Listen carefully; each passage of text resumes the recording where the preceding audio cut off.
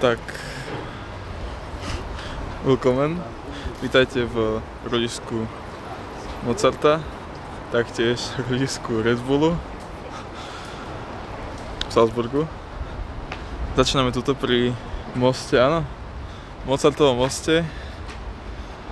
V Štúrove by to bol most Márie Valérie, všetky mosty sú to podobné, ale tu sa dávajú tu dávali tie zámky, lásky, takže potom to museli odstrániť, lebo že to skoro padlo ten most.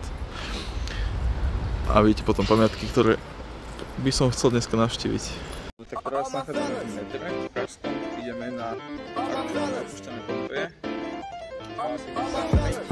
Odchádzame práve z Petržínu. Benvenuto in Italia, benvenuto in Roma. Sme tu.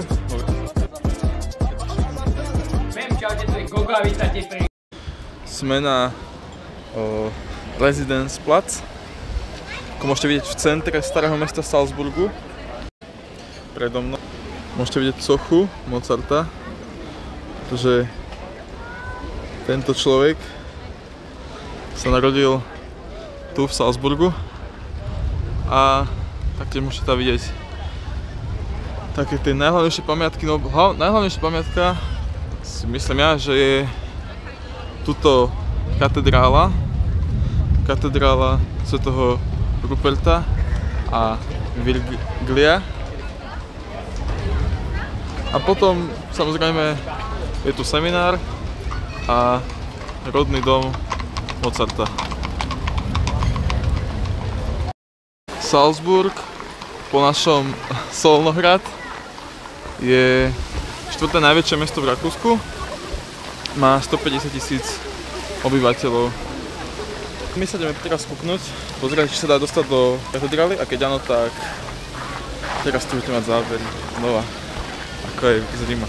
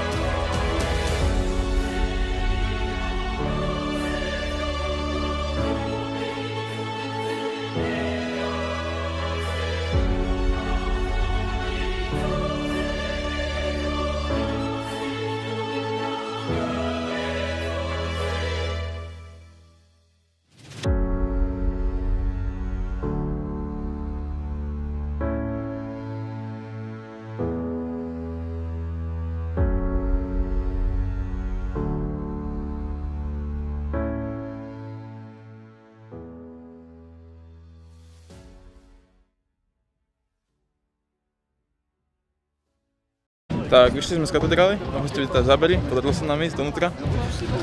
A asi vás neprekvapí, kto bol dvorným organistom v tejto katedrále, kto tu hrával, kto tu mal na starosti, a bol tu Mozart.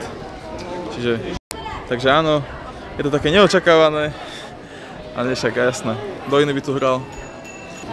Sme teraz vyšli z katedrály a tu sa nám rozprestiera výhľad na hrad Hohensalzburg. To je taká zaujímavosť, že oni tu vlastne majú takto dva hrady, hrad a zámok, jeden sa nachádza tá hore a druhý sa nachádza dole. To má byť, tuším, ten Mirabel. Podobne ako v Chorvátsku tá väža Mirabela. A tu si môžete všimnúť, že teda majú to vymyslené tak, nemusíte šlapať hore, ale že vás tam vyveze taká tá kabínka, niečo ako je v Jasnej, tá lienka, tak vyzerá to takisto.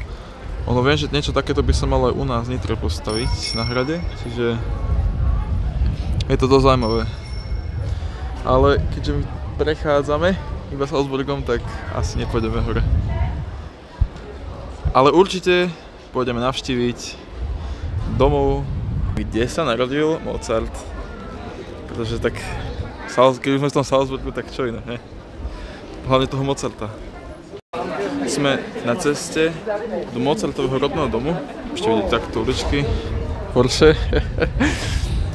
Tu sú všade sú.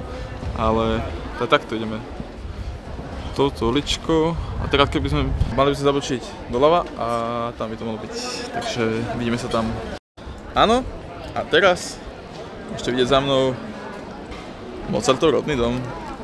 Dá sa aj tadeto aj inou cestou, samozrejme prísť do tadeto. Tu môžete vidieť aj hneď, že tu je Starbucks, takže toto hneď obsadili tieto naše hviezdne chrobáky. A toto je on, Mozartov rodný dom. Dá sa ísť dovnútra, ale keďže kvôli tomu, že sa ponáhľame, tak pôjdeme asi ďalej. Čo som aj počul a čo nám hovoril náš geniálny učiteľ z nemčiny, je, že v tomto Mozartovom dome sa na prízemí nachádza špár. Ja som si hovoril, že to asi bude nejaká... Veď oni musia... Však si zachováme pamiatku. Ale najlepšiu reklamu vyhráva špár. Čiže dobre viditeľné miesto na všetkých fotkách. Však aj ja mám fotku s Mozartovým domom a špárom. A ja vám to nejako ukážem.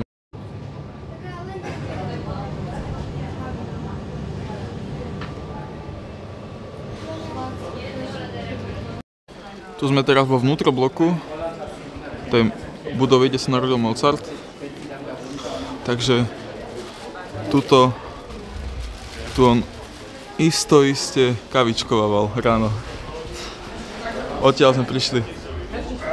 A teraz ideme asi naspäť. Ešte možno pobehať niečo po starom meste. Ďalší kostol. Salzburgské biskupstvo, arcibiskupstvo, je ináč staršie ako to nitrianske, a keď naše je najstaršie v strednej Európe, tak Salzburg je starší. Tu sme vlastne za tým Mozartovým domom a možno sa pôjdeme pozrieť dovnútra.